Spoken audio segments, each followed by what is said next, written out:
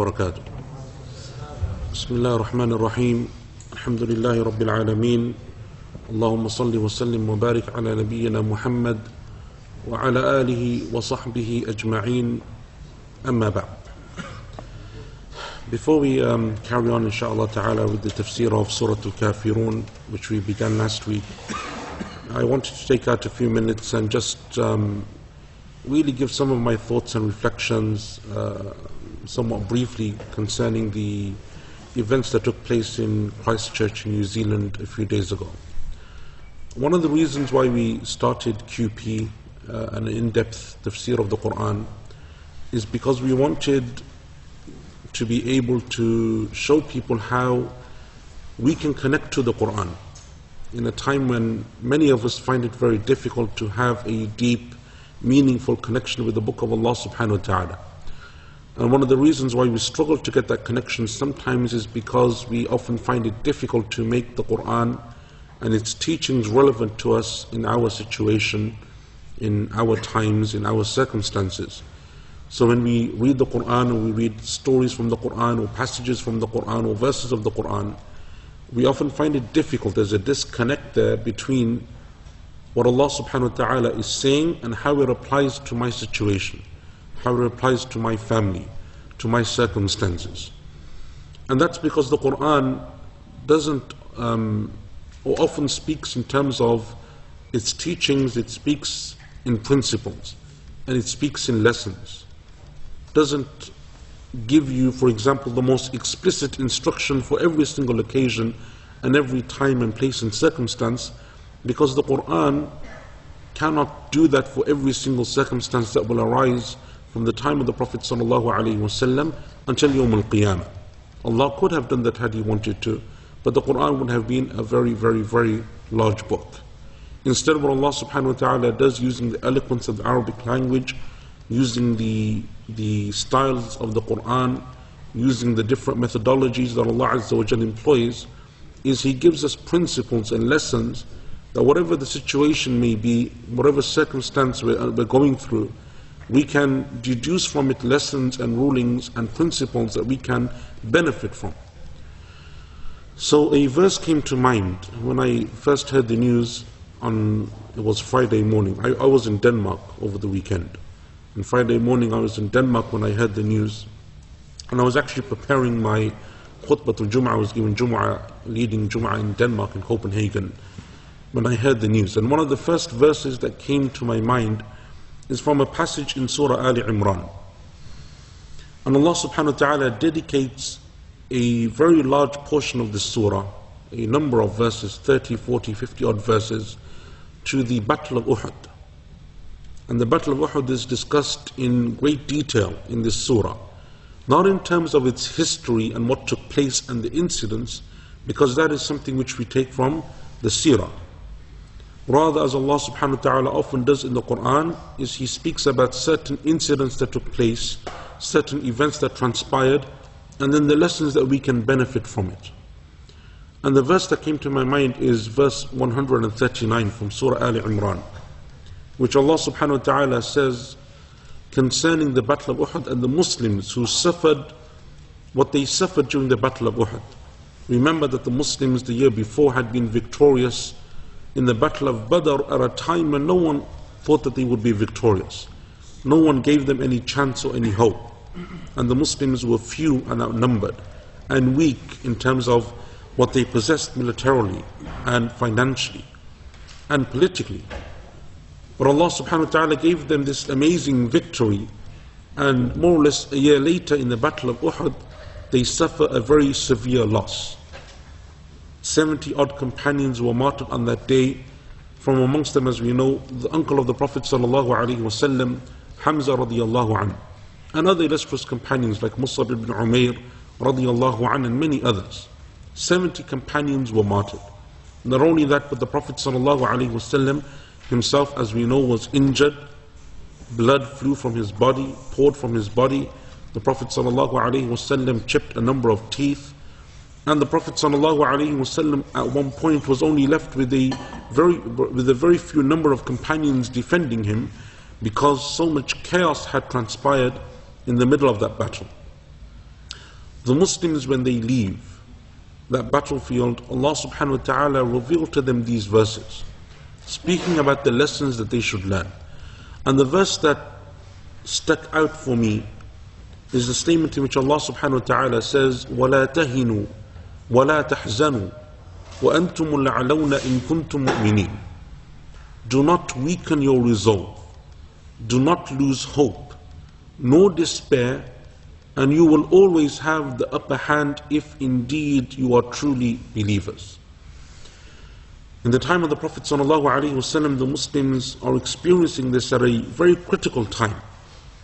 The Battle of Uhud comes at a time when the Muslims are having to grapple with a number of issues.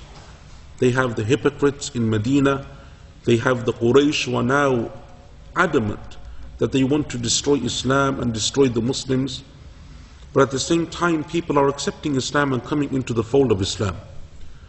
And Allah subhanahu wa ta'ala reveals to them this verse, وَلَا تَهِنُوا وَلَا تَحْزَنُوا.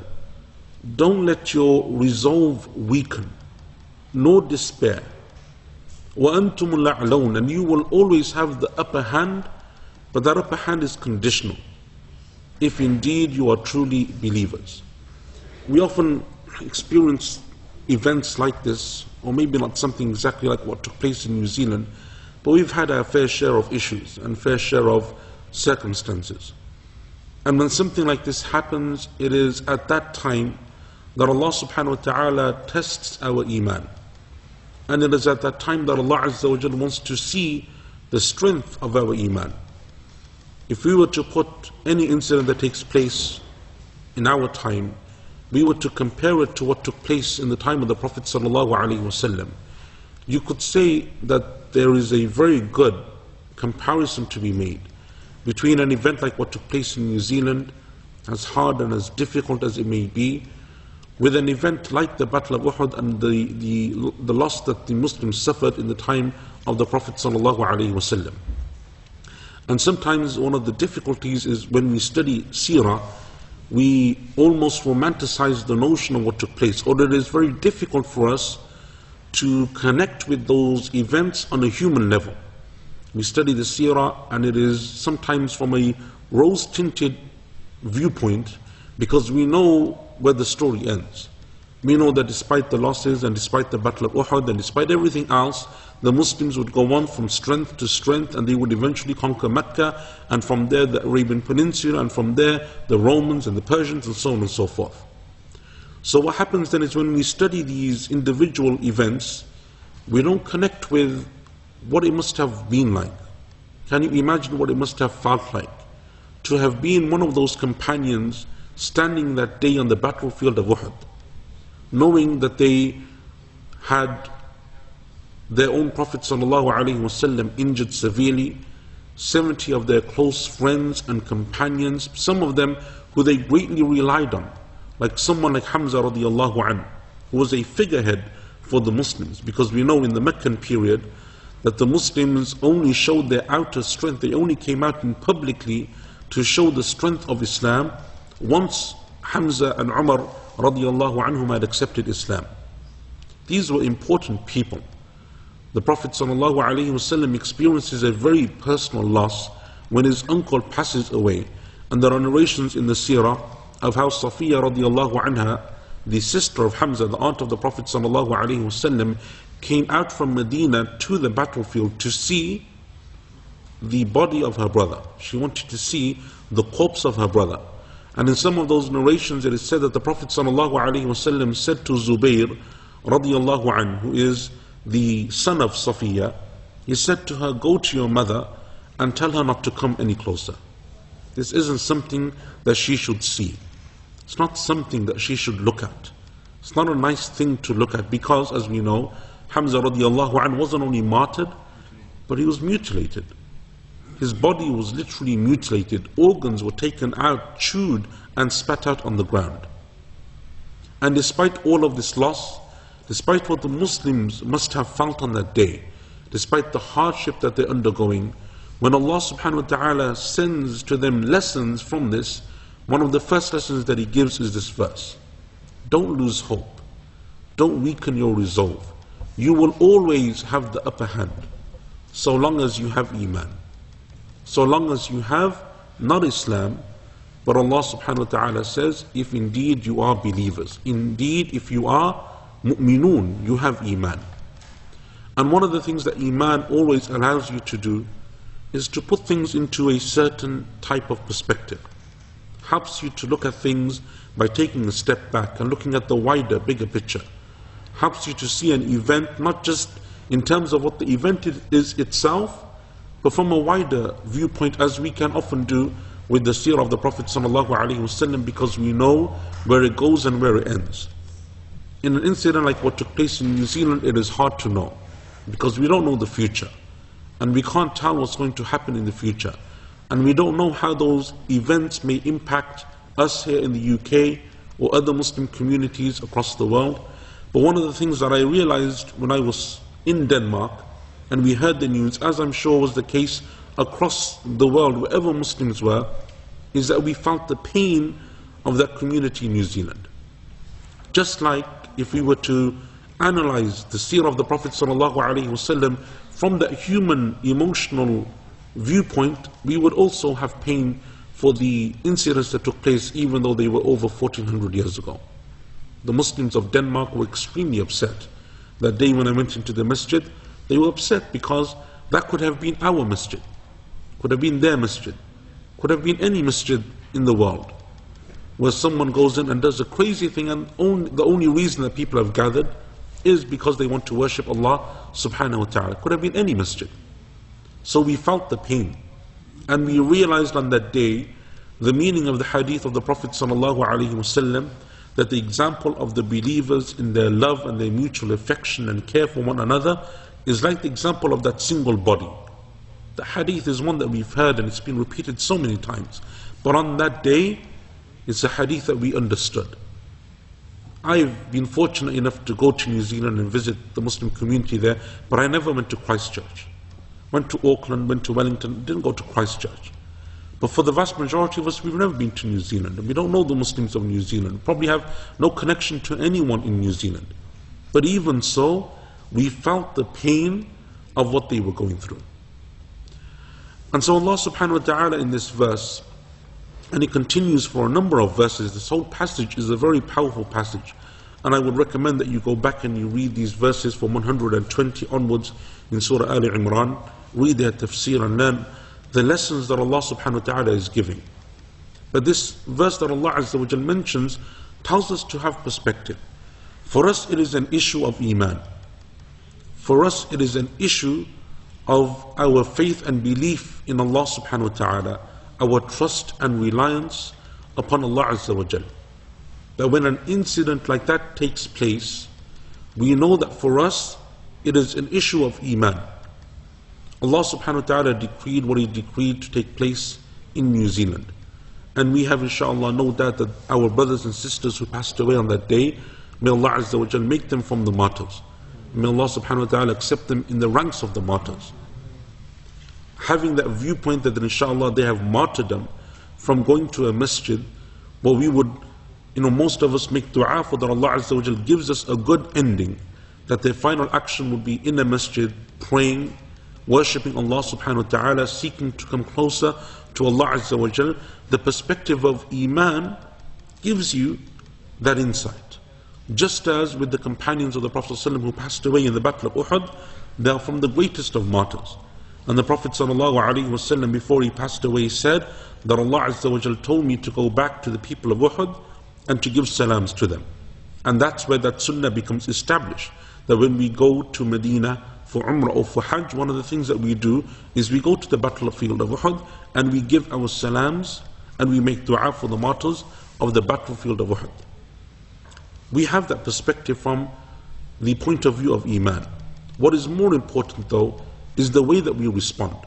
Because when Allah Azza wa Jal speaks about this in Surah Al Imran, it is not from the perspective of the martyrs, because the martyrs Allah Azza wa Jal has given them martyrdom. They have inshallah their reward with Allah subhanahu wa ta'ala. But what Allah Azza wa Jal speaks about is the perspective of those people who will survive them, and how these events will impact them, and how they will respond to them. And so Allah Azza wa Jal says to them, do not let your resolve weaken. Don't become from those people who will become weak. Don't give up hope. As many of the scholars of tafsir, they said the meaning of وَلَا تَهِنُوا means don't weaken yourself. وَلَا تَحْزَنُوا, and do not despair. You will always have the upper hand. Ibn Abbas radiallahu anhuma said that the outcome for you will always be good, whether in this life or the next. Allah subhanahu wa ta'ala has promised you the greatest of rewards, but it is conditional to having that strength of iman. And one of the amazing things about the companions radiallahu anhum ajma'in is that whenever an incident like this took place, what they learnt from our Prophet sallallahu alaihi wasallam is that they would go from strength to strength. They would go from strength to strength. It would make them stronger and firmer in their iman. It would bring them closer to Allah subhanahu wa ta'ala. And I think one of the best ways that we can do that in our time in relation to this incident is by actually going out there and supporting our masajid even more. Because make no mistake, that attack was an attack on a Muslim house of worship, on what is the symbol of Islam across the world. The most visible symbol of Islam is a masjid. In this country, in the Muslim world, all across the world. And we, in not weakening our resolve, should be more determined to support our masajid financially, by praying there, by visiting, by engaging with the masajid, by playing an active role in the masjid, by involving our families and our children in the masjid. It is one of the greatest ways that we can, in my humble opinion, overcome or at least respond to this issue that took place. To support our masajid and to support its administrations and to support our imams and our khatibs, because it is the time that we live in where we spoke about this, I think, a couple of weeks ago when Shaykh Isa was here as well, where we now have to stand up for what we believe in. We have to show that our iman is a strong type of iman, that we are firm upon our beliefs, that for us, no matter what anyone does or says, no matter what happens, for us we are strong and steadfast, inshaAllah, upon our religion. So Allah subhanahu wa ta'ala, He gave this verse to the people of the battlefield of Uhud, the people, the companions who participated in the battle of Uhud. They went through a very difficult time, but from it they came out stronger. Stronger as a community, stronger in terms of their own iman, stronger as a group of companions. That after this battle, hardly did they go through, or I don't think they went through any other defeat after the battle of Uhud. Every single battle that came afterwards was a victory in one way or another for the Muslims. Be it the Battle of Ahzab, be it the Treaty of Hudaybiyah, be it the conquest of Mecca, be it the Battle of Tabuk, be it the Battle of Hunain, all of these battles that would then take place after Uhud, it made them stronger. Because Allah subhanahu wa ta'ala gave them this test, and Allah Azza wa Jalla then gave them the ability to overcome this strength. Allah subhanahu wa ta'ala goes on to say, إِيَمْسَسْكُمْ قَرْحٌ فَقَدْ مَسَّ الْقَوْمَ قَرْحٌ مِثْلُهُ. If you were overcome by injury and by loss, then they too suffered loss. Meaning, the Quraysh in the Battle of Badr, they also went through something similar. وَتِلْكَ الْأَيَّامُ نُدَاوِلُهَا بَيْنَ النَّاسِ. And those are the days that we rotate between the people. Sometimes Allah gives us good, and sometimes Allah tests us with calamity and hardship. Why does Allah do so? وَلِيَعْلَمَ اللَّهُ الَّذِينَ آمَنُوا وَيَتَّخِذَ مِنْكُمْ شُهَدَاءَ. So that Allah says it may become known who are the true believers, and so that Allah may take from them His martyrs. وَاللَّهُ لَا يُحِبُّ الظَّالِمِينَ. And Allah doesn't love the oppressors. وَلْيُمَحِّصَ اللَّهُ الَّذِينَ آمَنُوا. And then Allah says, and so that He may purify the believers. It is a means of purification for the people who are martyred, inshaAllah, for their families who now must go through that difficult process of grieving and mourning, but inshallah they have the iman and the steadfastness to overcome that with the patience that Allah Azza wa Jalla will give to them. For the community, the Muslim community at large in New Zealand, and for all of us who empathize and we understand and we realize at some level that it could have been one of us. I saw a news report a couple of days ago that the security minister said that it's very possible that this could have been the UK. It's possible. Any masjid, any single thing. When I was in Denmark, one of the questions that someone asked me, because I was there for a course, an Al-Maghrib course, and the brothers came to me and said, do you think that we should postpone the event, cancel the event, have security for the event? Because it's a difficult thing, right? No one knows what's going to happen. No one knows how people are going to react. No one knows. It may be a trigger for other crazy people to do something similar. And I said to them that the best thing that we can do is we carry on. We don't stop. The best thing that we can do is continue in our worship of Allah subhanahu wa ta'ala, continue to teach our religion, continue to show people the beauty of Islam. And first and foremost, that's something that we need to do for ourselves and our families, our children, to show them that these types of events don't stop us from coming to the masjid. Doesn't mean that I'm not going to go to the masjid, or that I'm going to stop going to the masjid, or that I'm only going to go for the daylight prayers and not at night time, or I will stop going for Jumu'ah when it's really crowded or really busy. It's not the message that we want to give. Forget for anyone else, for ourselves, for our children, for our communities. The best thing that we can do is continue, and as Allah Azza wa Jal says, not to weaken our resolve, but to strengthen it. Not to take a step backwards, but to take 2 steps forward. Not to weaken, but to become stronger. We ask Allah subhanahu wa ta'ala that He makes our community safe, and that Allah Azza wa Jal showers His blessings upon us and upon our families and our communities. We ask Allah subhanahu wa ta'ala that He strengthens us and fortifies us, and that Allah Azza wa Jal gives us the patience and steadfastness to overcome these trials that we are going to go through. Going back to any questions on that, anyone? Okay.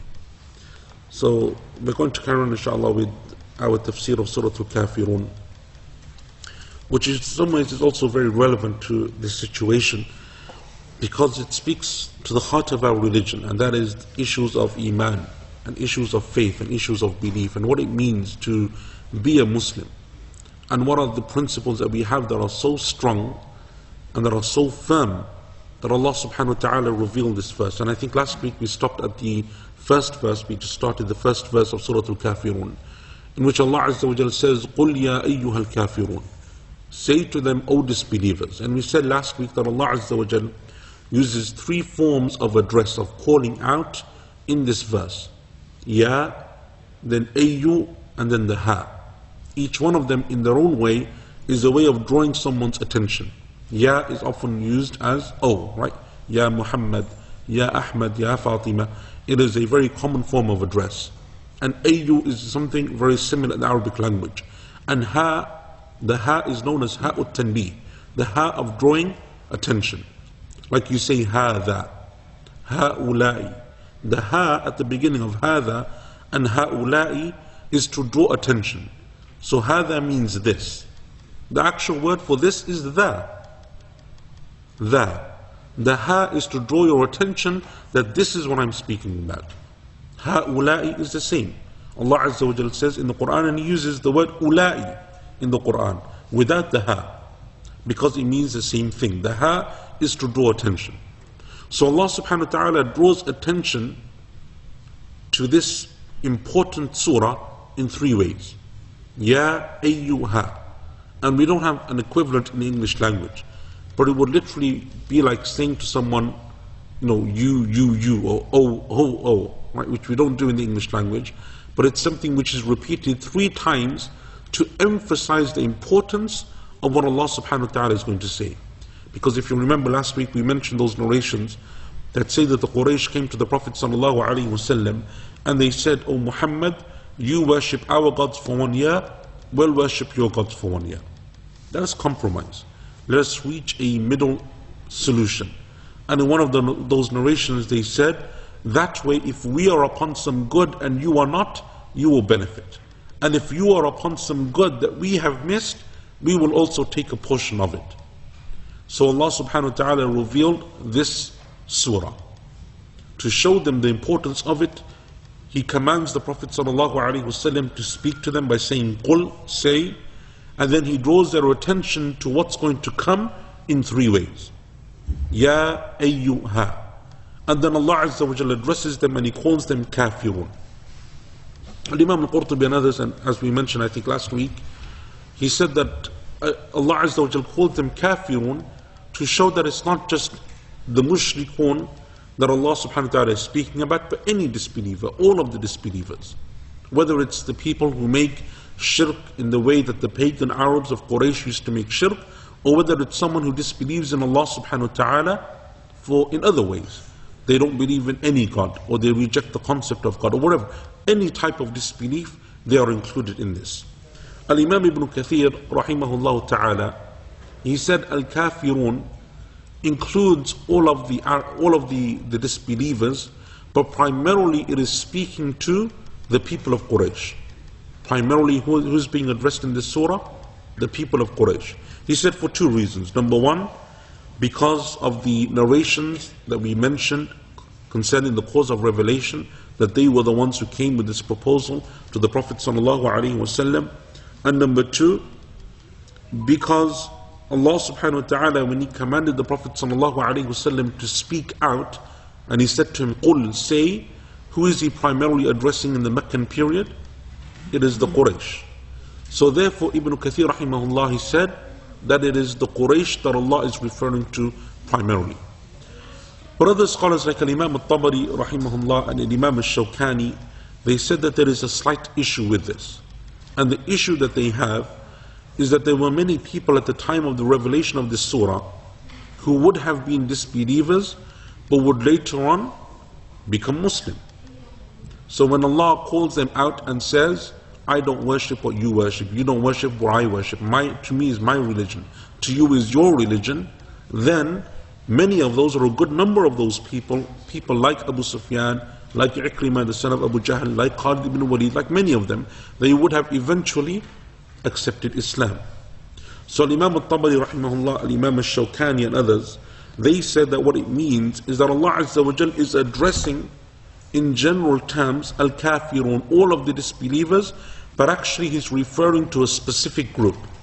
And that specific group is the disbelievers who would die upon disbelief, not the disbelievers who would eventually become Muslims. So they put in a clause to what Ibn Kathir, and obviously they predate Ibn Kathir rahimahullah. Ibn Kathir says that it's only the Quraysh. And Imam al-Tabari before him said, no, it's the Quraysh, but with the clause. And that clause is that it is only the Quraysh that would have died upon disbelief, like Abu Lahab, like Abu Jahl, like Umayyah, like these people who we know that Allah knew would die upon disbelief. These are the ones that Allah Azza wa Jal is referring to. However, they all still agree on what point? Which point do they still agree on? That Allah is speaking to who? The Quraysh. Allah is primarily still addressing the Quraysh. The difference is Ibn Kathir says it's general, and Imam al-Tabari, al-Shawkani and others say no, it's not general because not all of them would die upon disbelief. Therefore, it is speaking to a specific group of Quraysh, and that is those who would die upon disbelief. As for the ones who would later become Muslims, they are not included in this surah. Yeah, wait. At the time, the Prophet didn't know who would accept Islam. So it's not No, he didn't. The Prophet saying, to you, surely he's just saying it in a general sense, you know? He is saying it in a general sense, right? But they're not referring to who the Prophet is speaking to or addressing. They're saying that the meaning of the verse or the meaning of the word al-kafirun, disbelievers, when he's speaking to Quraysh, wouldn't have included those people, because those people would have eventually become Muslim. Right? It is to some extent a linguistic point, right? It is an issue of Arabic language and linguistics. However, Shaykh al-Islam ibn Taymiyyah rahimahullah, in his tafsir of this verse, he says that it doesn't concern the Quraysh, but it is general for every disbeliever of every time, every place, every generation. So even though it was revealed in Mecca, perhaps because of this incident, because of what's going on, because of the proposal that they made, because the Quraysh are the ones who make the proposal, however, it is inclusive not only for those people of Quraysh, but for every single time, every single place, every single generation. And he says that way it applies to all of us. Right? It applies to every time and every place and every generation. that when someone comes and wants us to compromise on the issue of Tawheed and the worship of Allah subhanahu wa ta'ala alone, then this surah, it applies to all of them. So Shaykh, is it a bit like the people that came to the Prophet ﷺ in regards to eating from the creatures from the sea? The Prophet ﷺ just gave a general statement, and that sufficed them, and it sufficed everyone that came after. Yes, so basically asking, is it like similar to the hadith in which the Prophet ﷺ was asked about the water of the sea, is it pure? And he said, yes, it's pure, and the dead fish are halal to eat. I don't know if it's similar to that exactly, but it is, Allah subhanahu wa ta'ala speaks about al-kafirun, right? So he's saying the disbelievers and he's calling them disbelievers. The issue over what the scholars are trying to get at is who exactly is Allah subhanahu wa ta'ala is referring to. So those scholars, like Ibn Kathir, like Imam Tabari, like Imam Shawkani, even though they differ amongst themselves on a slight issue, they say that it is lafdhun aam yuradu bihil khas. It is a generic word, a general word, but it is a specific group that is being referred to. Right? And the Prophet ﷺ would often do this. It is one of the asalib, one of the styles of Arabic language. When the Prophet ﷺ would hear about something in the community, he would go on the minbar and he would say, مَا بَالُ أَقْوَامٍ. Why do people do such and such? And he's not referring to the whole community, he's referring to 2 or 3 people that he heard have done something. That's incorrect, right? So he uses a general term, but he's referring to a specific group of people. So Ibn Kathir, At-Tabari, others say this is what Allah Azza wa Jalla is doing. He says Al-Kafirun, but he's referring primarily to who? To the Quraysh. But Ibn Taymiyyah, when he said it's a general statement, Ibn Taymiyyah says no, it is a general word and is therefore a generally meaning. Right? And therefore you have those 2 approaches, and Allah Azza wa Jalla knows best, and you can probably reconcile between the 2 in the sense that what Ibn Taymiyyah is saying is correct. But Ibn Kathir rahimahullah and these scholars are saying primarily though it's speaking to these people. But then it is a general term that encompasses, and even from a linguistic purpose, from a linguistic point of view, it does encompass all of the disbelievers because of the al-kafirun, al-lil-jins. Right? Al is for every type of disbeliever. It encompasses every type of disbeliever. Yeah. Did the Prophet actually respond? This was initially a request. Did the Prophet actually respond to those people with those specific ways? Yeah, so the narrations that come say that the Prophet ﷺ responded to the request of Quraysh with this surah. So when this surah was revealed, he responded to them. Right? And this is what the Prophet ﷺ would often do. Right? So many times in the Quran, you have the verse begins, يَسْأَلُونَكَ. They ask you concerning. And then Allah Azza wa Jalla normally says, قُل, right? Say to them, and then He gives the response. And that's how the Prophet ﷺ would often respond, by reciting those verses of the Quran. And Imam al-Qurtubi rahimahullah also says that the Prophet ﷺ was commanded to call them disbelievers, to address them in this way, because the disbelievers of Quraysh never used to like being called disbelievers. Right? They wouldn't like that term, that they were called disbelievers, because for them, in their own minds, they are not disbelievers, right? They are believers in what they believe in, and they would claim that they believe in Allah, and that they would accept Allah Azza wa Jalla as the Lord and the Creator and the Sustainer, and so on and so forth. So Imam al-Qurtubi says that they wouldn't like that term, but Allah Azza wa Jalla calls them by that term, because now the question that they are asking is one of Iman and disbelief, right? Belief and disbelief. And so Allah subhanahu wa ta'ala addresses them in this way. And then Allah Azza wa Jalla says in verse number 2, لا أعبد ما تعبدون. I do not worship what you worship. Ibn Kathir rahimahullah said, meaning that I do not worship what you worship of your idols, and those gods that you have associated with Allah in worship. And Imam al-Qurtubi rahimahullah said, I do not worship what you worship, meaning what you worship today from the gods that you are worshipping in front of me. And Imam al-Shawkani rahimahullah ta'ala says that I do not worship what you worship, meaning that I will not respond to the proposal that you have given to me, to worship your gods for part of the year and not to worship them for part of the year. Ibn al-Qayyim rahimahullah and Ibn Taymiyyah rahimahullah, they mention a very interesting point. And that is that the word ma in the Arabic language, la a'budu ma ta'budun. I do not worship what you worship. They say that Allah Azza wa Jal says what, and He doesn't say whom. I do not worship whom you worship. I do not worship what you worship. What's the difference between the two? In Arabic, instead of ma, it would be man, right? Whom. What is the difference between the two? Whom is for one of intelligence, right? Yeah, one of intelligence, one that possesses intelligence.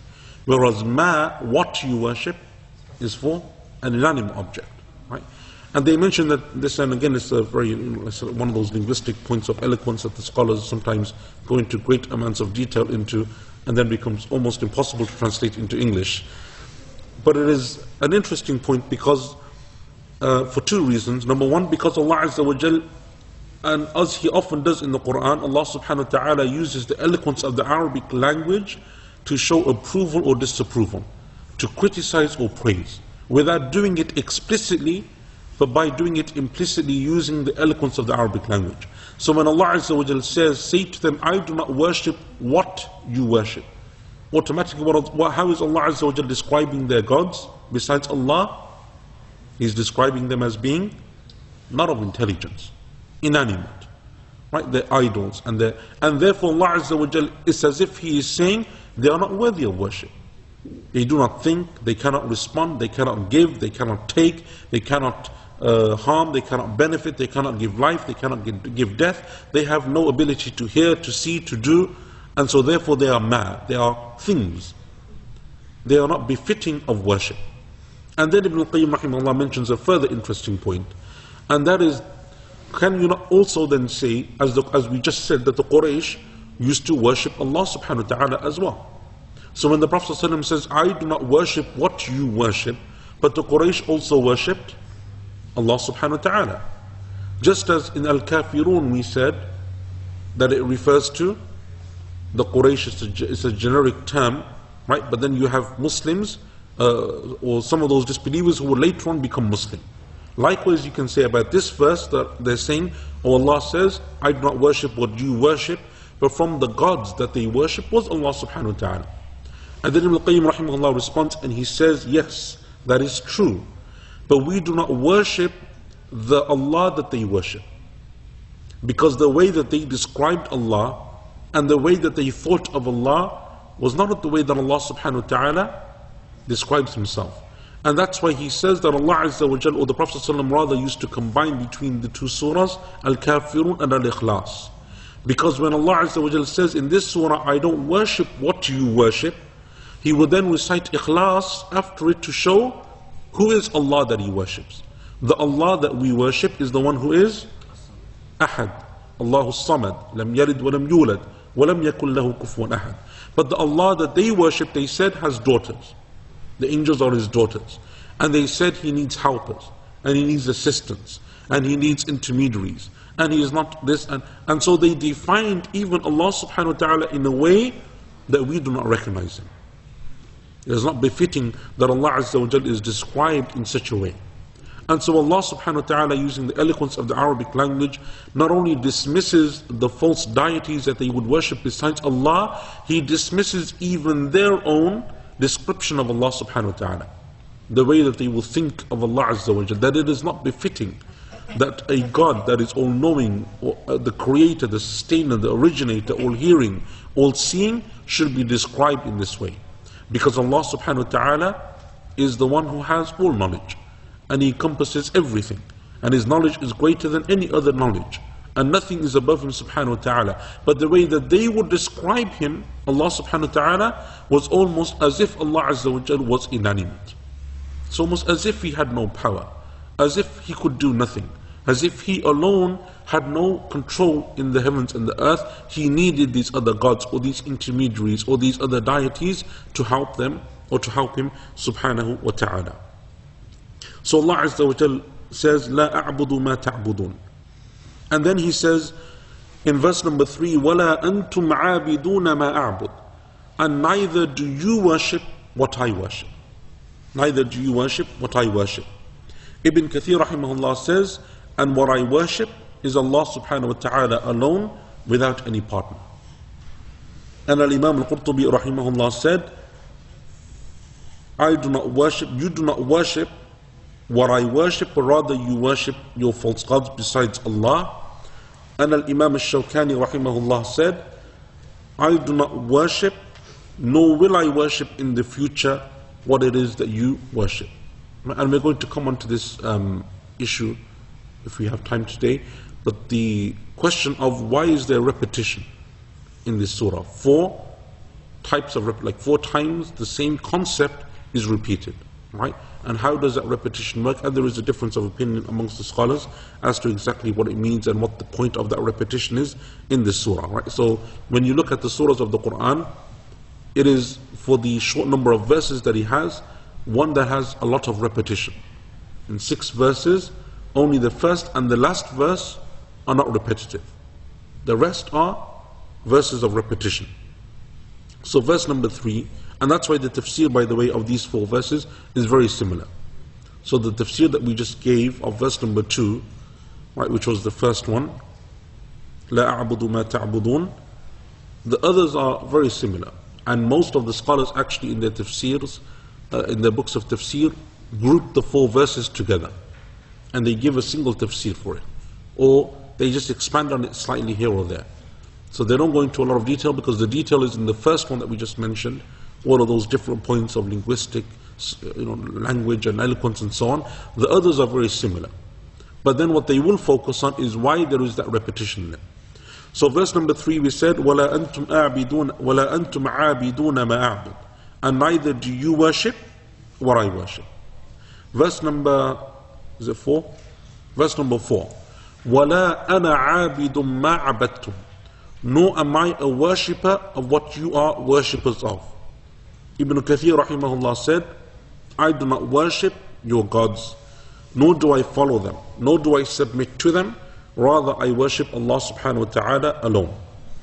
And Al-Imam Al-Qurtubi rahimahullah said, I do not worship what you used to worship yesterday or before in the past. I refuse to worship any of those gods. And Al-Imam Al-Shawkani rahimahullah said something similar. I do not worship, or I am not a worshipper of that which you used to worship in the past or in any previous time till today. And then we come on to verse number 5. It's verse number 5, right? وَلَا أَنْتُمْ عَابِدُونَ مَا أَعْبُدُ, and nor are you worshippers of what I worship. Al-Imam Ibn Kathir rahimahullah, he said that I do not, that you do not follow, rather, you do not follow Allah in all that He has ordered, all that He has prohibited, all that He has commanded, all that He has legislated. Rather, you have created for yourselves gods besides Him subhanahu wa ta'ala, and you follow them out of desires. You follow them in terms of following your desires and following your thoughts. And Al-Imam Al-Shawkani and Al-Imam Al-Qurtubi rahimahumullah, they said something very similar. So the question therefore is, we have these 4 verses that are repetitive, right? They have repetition. What is the purpose of that repetition? Why are they repeated so much? And before we go into that, I wanted to actually speak about this concept of tikrar, of repetition in the Quran, because it's something which we find throughout the Quran, and it is one of the styles that Allah Azza wa Jalla employs in terms of the eloquence of the Arabic language. It is something which Allah subhanahu wa ta'ala employs in the Quran. The first question is there something called repetition in the Quran?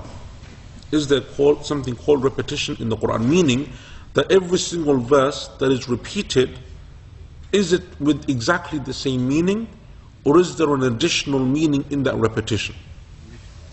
Yeah, and the majority of the scholars will say that there is something which is, or there's 2 opinions. One of them will say there is no repetition. Another one will say yes, there is repetition, because obviously clearly some verses are repeated, either word for word or very similar to the previous verse, like we have in Surah Kafirun. But always in that repetition there is extra meaning. So is there repetition in the Quran? If you mean that everything is exactly the same, meaning the same meaning for the same purpose in the same context, then no. But is there repetition in the Quran in the sense that yes, it may be the same words and the same verse or very similar verses, but there is always an additional benefit or meaning to it? Then yes, in that sense there is repetition in the Quran. And this is something which is firstly established in the Quran, right? You have many examples of it in the Quran. So for example, you have verses in which the same word is repeated in a single verse. For example, when Allah subhanahu wa ta'ala says in Surah Al-Ra'd, verse number 5, أُولَٰئِكَ الَّذِينَ كَفَرُوا بِرَبِّهِمْ وَأُولَٰئِكَ الْأَغْلَالُ فِي أَعْنَاقِهِمْ وَأُولَٰئِكَ أَصْحَابُ النَّارِ هُمْ فِيهَا خَالِدُونَ.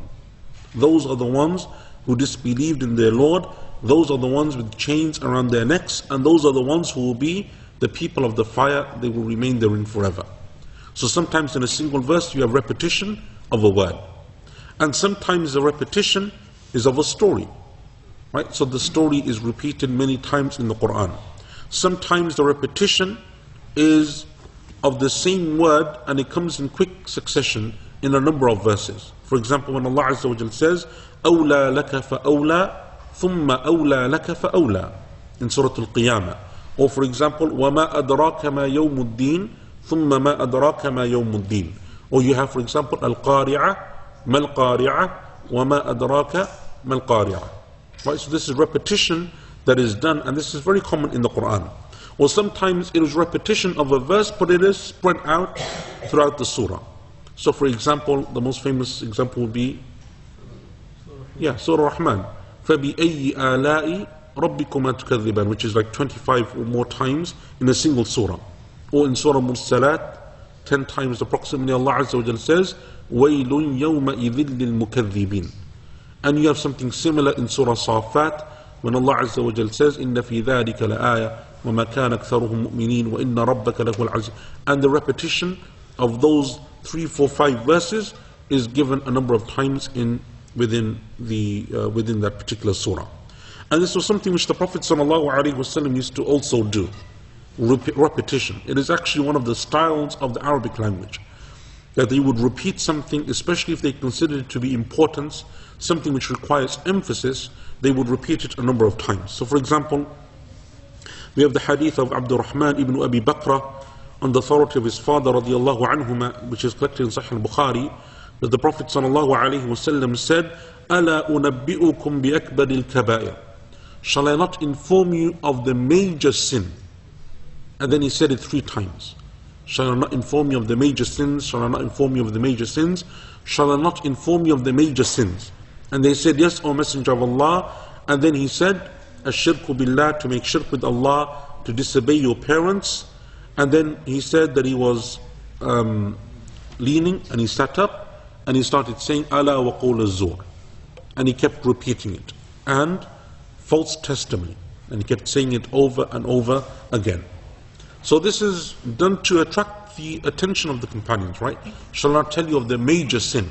Say it once, then he said twice, then he said 3 times. By the 3rd time, everyone's ready, everyone's paying attention. And then the Prophet ﷺ goes into the hadith, and then when he comes to that last statement of false testimony, he keeps repeating it over and over again as well. فَمَا زَالَ يُكَرِّرُهَا حَتَّى قُلْنَا لَيْتَهُ سَكَتْ. The hadith ends that he kept saying, and false testimony, and false testimony. They said he said it so many times, repeated it so many times, that we said if only he would stop. Because he kept saying it and saying it and saying it, right? And this is similar to other hadith, in which the Prophet ﷺ, it said that he spoke about the rights of the neighbor, and he kept saying it and saying it until the companions say, we thought that he would make them from the inheritors of us if we died. Meaning that if you die, one of the people that takes from your wealth would be your neighbor. That's how much he kept repeating it, to show their rights on the rights of the neighbor. Similar to it is the hadith also in Al-Bukhari, on the authority of Abu Hurairah radiallahu anhu, the famous hadith in which the man came and he said, O Messenger of Allah, who has the most right to my good companionship? And the Prophet ﷺ said, your mother. And then he said, who next? And he said, your mother. And then who next? And he said, your mother, 3 times. And then the 4th time he said, your father.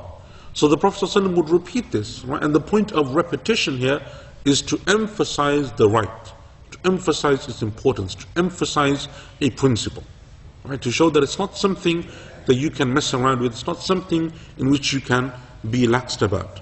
Similar. Did not scholars therefore use certain narrations like this one and turn it into numbers and actually say your mother has 3 rights because of 3 situations where you may have been in your father's 1 right?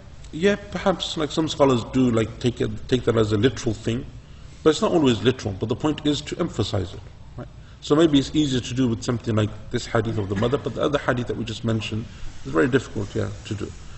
We also have the hadith of Al-Miswar ibn Makhrama radiyallahu an, which is also in Al-Bukhari, which the Prophet sallallahu alaihi wasallam stood on the minbar and he said that indeed Banu Hisham ibn al-Mughira have come and they have offered their daughter to Ali radiyallahu anh. This is when Ali was already married to Fatima, the daughter of the Prophet sallallahu, and then he was thinking of taking the second wife from the daughter of Abu Jahl, right? Abu Jahl's daughter, and to take her as a wife as well. So the Prophet ﷺ said, and he stood on the minbar and he said that I heard that the family of Hisham ibn al-Mughira have come and they have offered this woman to Ali radiyallahu anh. And then he said, فَلَا آذَنْ ثُمَّ لَا آذَنْ ثُمَّ لَا آذَنْ. I don't allow it, I don't allow it, I don't allow it. 3 times he said this. He said, if Ali, or he says, if the son of Abu Talib wants to take her, then he should divorce my daughter and marry her. For indeed Fatima is from me, and that which harms her will harm me. And this is a famous incident which took place, and obviously Ali radiallahu anh then didn't go ahead with the marriage. But the point here is that he repeated it 3 times to show how important it is and how significant it is, how there was no room for maneuver. I don't agree, I don't agree, I don't agree, right? 3 times. So this is, the point is that it is very common also in the sunnah of the Prophet ﷺ that he would repeat something a number of times, right? And that's why it said that the Prophet ﷺ, if he was giving a khutbah or a sermon or an address and he wanted to emphasize a point, he would often repeat that point 3 times. And from that we have taken that to be a practice even within our salah and within our, our own kind of like ibadah. For example, in the witr prayer, right, in Ramadan, in the witr prayer, if the imam wants to focus on a dua, what does he do? He repeats it 3 times, right? And that's where it comes from. It comes from this, this kind of like principle that is established in the Quran and the Sunnah. What are the benefits of tikrar or repetition? Number 1, it is to show importance of the issue, right? That you should concentrate on this issue. It is extremely important. Be that, for example, when Allah Azza wa Jal says something like Al-Qari'ah, Mal-Qari'ah, wa ma adraka Mal-Qari'ah, or be that, for example, in Surah Rahman, when Allah Azza wa Jal repeats the same verse over and over again to highlight the blessings that Allah subhanahu wa ta'ala gives, it is to highlight the importance of something. Number 2, to show that it is one of the ways in which to give da'wah, to repeat something over and over again, because we know that the Prophet ﷺ repeated his call of da'wah over and over again, and the prophets before him would repeat the same thing over and over again. That shows that sometimes when you speak to someone once, may not have the desired impact, but you ask them twice, 3 times, 4 times, 5 times, and so on and so forth. Sorry, there's a question here which you highlighted, which I didn't even see. I do not understand a point made earlier. If it is said that the word ma is used to indirectly refer to the inaccuracy of the kafirun's concept of Allah, then what is said about the use of ma instead of man in ayah 3 and 5? So Ibn Kathir rahimahullah actually says that the ma in verse 3 and 5 actually means man. Ma and man can also be interchanged in the Arabic language. So in verse 3 and 5, in which the Prophet ﷺ is speaking about his worship, who I worship, he said that the ma there means man, whom. But it's kept as ma for reasons of poetic eloquence and so on. Right? It's done to keep the eloquence of the surah, but actually Ibn Kathir rahimahullah mentions that point, and Allah knows best. Would this also refer to repetition of the same ayah throughout the whole Quran? Would these have the same meaning? Yes, if the repetition, for example, is in stories. So for example, the story being repeated, so we know that Musa alayhi salam, his story is the one that's repeated most. As a concept, it is repeated the most, showing that therefore it is one that has extreme significance and importance. And if it is the same verse that is repeated from the same story, which you have again in the example of the Prophet Musa alayhi salam, where certain verses are mentioned in Baqarah, then they're repeated in A'raf with a very slight difference. Something like this, then again, yes, to show that that particular incident that took place in the life of that Prophet is also extremely important. So we said the benefits of tiqrar or repetition, number one is for emphasis and importance. Number two, to show that it is a way of giving da'wah. Number three, to help us to contemplate the Quran. So our focus is drawn and our attention is drawn to what is important. So when you come across a story that's repeated many times, like the story of Musa alayhi salam, or in Surah Rahman where that verse is repeated many times, it should make you stop and think, why does Allah Azza wa Jal repeat something so many times? Right? Because Allah subhanahu wa ta'ala tells us in the Quran, like in the end of Surah Al-Kahf, قُلْ لَوْ كَانَ الْبَحْرُ مِدَادًا لِكَلِمَاتِ رَبِّي لَنَفِدَ الْبَحْرُ قَبْلَ أَن تَنْفَدَ كَلِمَاتُ رَبِّي وَلَوْ جِئْنَا بِمِثْلِهِ مَدَدًا. Say, if all of the oceans of the world were to be turned into ink for the words of Allah, they would be exhausted before Allah's words are exhausted, even if you were to bring more and more oceans on top. So all of the world's bodies of water, rivers, oceans, seas, bring them together and they're turned into ink, Allah's words would continue long after those oceans and those bodies of water were to be exhausted, even if you were to keep bringing their likes over and over again. And Allah Azza wa Jalla says, وَلَوْ أَنَّمَا فِي الْأَرْضِ مِنْ شَجَرَةٍ أَقْلَامٍ وَالْبَحْرُ يَمُدُّهُ مِنْ بَعْدِهِ سَبْعَةُ أَبْحُرٍ مَا نَفِدَتْ كَلِمَاتُ اللَّهِ. If all of the trees on earth were to be like quills and pens, and every single ocean was to be multiplied by 7, still Allah's words will never be exhausted. So when Allah Azza wa Jalla then chooses from all of those words and all of His speech subhanahu wa ta'ala, what He places within the Quran, every single word and every single verse is there for an important lesson. And that's why those scholars who say that there can't be or there isn't just repetition for the sake of repetition in the Quran, this is the reasoning that they use. That Allah Azza wa Jalla doesn't need to just repeat something. His words can never be exhausted.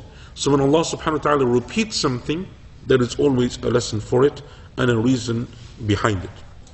And sometimes Allah Azza wa Jalla repeats something because there is a lesson in that particular passage that we should take. So for example, when Allah subhanahu wa ta'ala says in Surah An-Nisa, وَلِلَّهِ مَا فِي السَّمَاوَاتِ وَمَا فِي الْأَرْضِ وَلَقَدْ وَصَّيْنَا الَّذِينَ أُوتُوا الْكِتَابَ مِنْ قَبْلِكُمْ وَإِيَّاكُمْ أَنِ اتَّقُوا اللَّهَ وَإِن تَكْفُرُوا فَإِنَّ لِلَّهِ مَا فِي السَّمَاوَاتِ وَمَا فِي الْأَرْضِ وَكَانَ اللَّهُ غَنِيًّا حَمِيدًا وَلِلَّهِ مَا فِي السَّمَاوَاتِ وَمَا فِي الْأَرْضِ وَكَفَى بِاللَّهِ وَكِيلًا. To Allah belongs everything in the heavens and the earth, and we have advised those who were given the book before you and you that you should fear Allah. And if you disbelieve, then to Allah belongs everything in the heavens and the earth, and Allah is free, rich of all things and worthy of praise, and to Allah belongs everything in the heavens and the earth. 3 times Allah asserts His dominion and His kingdom in the Quran, right, in this particular passage, because it is something which is relevant to the lesson that Allah subhanahu wa ta'ala is giving. And that's why in the Quran Allah Azza wa Jalla refers to issues of paradise, issues of hellfire, issues of punishment and reward, and they are repeated many times in the Quran. So then going back to these verses that we mentioned, from the beginning, from verse 2 to verse 5, 2, 3, 4 and 5, in which we have repetition of this one concept, that I do not worship what you worship, you do not worship what I worship. The scholars differed over what it is that this repetition refers to. So Imam al-Bukhari and others, they said that the first 2 verses, because one is from the 2 verses, you have 2 and 3 and then 4 and 5. In 2 and 3, you don't worship what I don't worship what you worship, right? And then 4 and 5 is the same thing. It's from my point of view or the Prophet's point of view, and then from their point of view, right? So they are coupled together. And Imam al-Bukhari and others said that the first 2 verses refer to the past, and the second 2 verses to the future. So I don't worship what you worshipped in the past. You never worship what I used to worship in the past. I will never worship what you worship in the future either. You will never worship what I worship in the future. Meaning that there is no scope, right? Neither in the past, nor in the future, nor in the present. that we can ever compromise. Right? That's the first opinion. The second opinion is what Imam al-Tabari and others said. And by the way, the first one, so the second one is the opposite. That the first two verses refer to the future, and the second two verses refer to the past. Right? And obviously this is ijtihad, right? There's no like clear hadith to say this, so the scholars are using they're deducing what it means, and they're deducing the wisdom behind this repetition. And they're both very similar in the sense that they both kind of agreed. All they've done is switch the order. Right? All they've done is switch the order. And the third opinion is that the first two verses refer to the action, and the second two verses refer to the concept. So I don't worship what you worship, you don't worship what I worship, meaning in terms of actions. And the second two verses, even in terms of the concept, it is not something which I would accept. Right? So we have these three different views of essentially the same thing. Right? It essentially comes back to the same thing. You have these four verses, there is repetition. What is the repetition? Because we said that there is no repetition without benefit. Some scholars said that the first two verses refer to the past, the second two to the future. The second opinion is swap it around, flip it around. The first two are the future, the second two are the past, and then the third one is, actually there is some opinion that says that it is just for further emphasis, but that is, I think, not a strong opinion, Allah knows best. But the third opinion would be that the first two verses is about the action. I don't agree with the action, and the second two verses, nor do I agree with the concept, meaning even theoretically, it's not something which I would be willing to accept, and Allah subhanahu wa ta'ala knows best. And with that, inshallah, I think we will stop there. Let me just take a couple of these questions. Is it, we answered these, right? The top one, Sumaira. So Sumaira asks, in the hadith where the Prophet ﷺ opposed Ali radiallahu anhu marrying again, whilst being married to Fatima, were any fiqh principles derived from that at all regarding objections to polygamy? Yes, don't marry the Prophet's daughter and marry someone else. Which doesn't apply. The one narration of the hadith says that never will the daughter of the Prophet of Allah and the daughter of the enemy of Allah be united in one house. Right? And there is it's a long hadith, and it gives there's a long explanation of what it means and so on and so forth. But this is something which seems, and Allah Azza wa Jalla knows best, that the Prophet sallallahu alaihi wasallam didn't want to accept because of how much harm Abu Jahl did, not only to the Prophet ﷺ, but to the family of the Prophet ﷺ, including to the mother of Fatima, Khadija radiallahu anha. And so it wouldn't be something that would have worked. And the Prophet ﷺ knew this because of his knowledge and his experience and his wisdom. And therefore, the Prophet ﷺ doesn't necessarily object to it in principle in terms of the issue of polygamy, but he says that which Fatima is hurt by, I would be hurt by. Right? So he gives his reasoning, and then in the narration he mentions that point of the two daughters being united in one household, and Allah knows best. Last week you mentioned this surah is to recite after tawaf in 2 rakats. Is that for voluntary tawaf as well, or just for tawaf during? Yes, so any tawaf, as we mentioned last week, that the sunnah is that you, it's not obligatory, but it's the sunnah that you read Surah Kafirun and Surah Al-Ikhlas in the 2 rakats of tawaf. Are the 2 rakats for voluntary tawaf as well? Yeah, any tawaf. Yeah, any tawaf. Two questions just about the hadith. Is there a authentic narration where the mother is mentioned 4 times and then the father? Normally it says your mother, your mother, your mother. I've heard that there's a narration where it's mentioned 4 times. Possibly. What he's asking is that a hadith, in the hadith where your mother is mentioned 3 times in terms of who has the most right to your companionship. He says, is there a narration that she's mentioned 4 times and then the father the 5th time? I don't know. Not from the top of my head. You mentioned the hadith by Abu Bakr. I was going to ask, he was one of the people who accused, I think it was Mughira ibn Shu'bah, and they found 4 people in total. One of them refused to testify. They all got lashed. Do you want any comment on, despite that, this scholar still narrate from him? So you mean in terms of the narrator? yeah, because Imam Bukhari still mentions him in many of his narrations. Why was he lashed? I'm saying because his testimony at that time was not approved. For what issue? I think it was, I think they said with Mughira ibn Shu'bah, he used to marry women, but people didn't know he used to marry women. And what, I think with Abu Bakr and a few other Sahaba, they said they thought he was committing zina. I'd have to look into that. The classical scholars say anything about the difference between the usage of the noun and the verb in ayahs? In this verse or just generally? In the three main ayahs, the difference between the terminus of the temporary nature of the thing. Why is it between a noun? We translate it as I believe, you worship, they worship, etc. But let's use the noun and verb. They're not nouns, they're all verbs. Isn't عابدون اسم فاعل not فعل مضارع? Yeah, but it's still a verb though, right? عابدون is the plural of عابد, which is a fa'il, right? Which is an adverb, right? Or it's what do you call that in English? Isn't it a name? But in Arabic it's still like considered part of the af'al. Still considered part of the verb.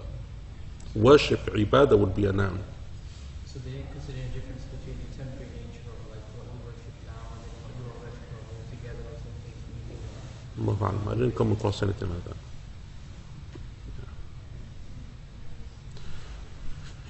Couple of questions. Where did the Quraysh get their understanding of Allah from? As in, he has daughters and whatnot. Where did the Quraysh get their understanding of Allah from? Who knows, right? Over time it's changed because obviously shaitan comes and all these beliefs creep in. It's like, where did they get the understanding of worshipping idols, right? And so many idols, and this idol for this and the idol for that. So this is something which takes place over time. The other question I had was, is there, I've heard, regarding the incident in New Zealand, children who haven't reached the age of maturity, there's one opinion that they children on straight to paradise. Another opinion, I believe, is they are still tried. They're resurrected as adults in their judgment. So if that's the case, if that is true, then what happens to? Can we class, for example, a 3-year-old or a 4-year-old as a martyr? So there is a hadith in which the Prophet ﷺ, when he went on the night journey, he saw Ibrahim alayhi salam and with him were children, and when he asked Jibreel alayhi salam, he said, these are the children of the Muslims who died before the age of maturity. Right? They died before the age of maturity. The scholars then differ as to whether that means that they go into Jannah or whether they will be tried themselves. After that they will be tried in a way that befits them on Yawm al-Qiyamah. Like, for example, likewise the person who in this world didn't have the mental capacity to understand, will they be tried? And likewise, for example, the person who came on a time in between prophets, in which case they didn't receive the message, they didn't hear the message, will they be tested as well? And Allah knows best. There is an issue of difference of opinion.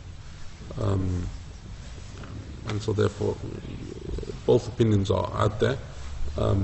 Personally, I think that there is something which I think shows that inshallah they are not tried, but that they will go into Jannah, and Allah knows best.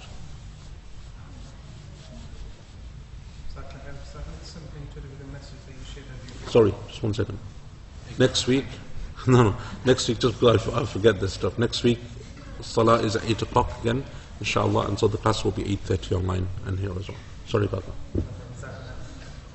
If someone dies as a martyr and they still had, for example, a big lump on their head and they had not pulled out of that martyr, would they still be accountable, or if I can use the term, punished for something like that? So the hadith says that anyone that has a loan, it's not that they're necessarily punished, but that they are mu'allaq, that they are held back, right? That they are hanging.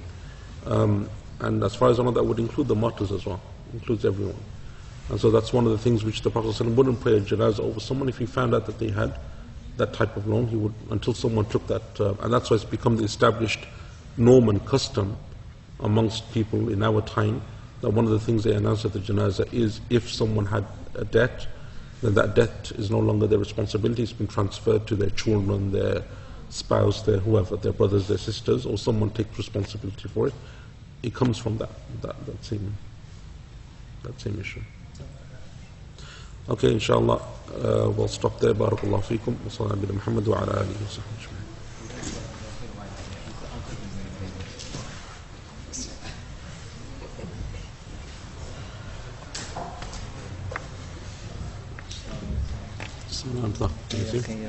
No kids today? It's getting late now. It's too late, huh? In a couple of weeks, it'll be back to, we'll switch back to Maghrib. Inshallah, So, why do you have a computer for not people? Because so I can see the people that are messaging me. Oh, You're not just playing games, you know. Yeah, I know. I know. You're playing.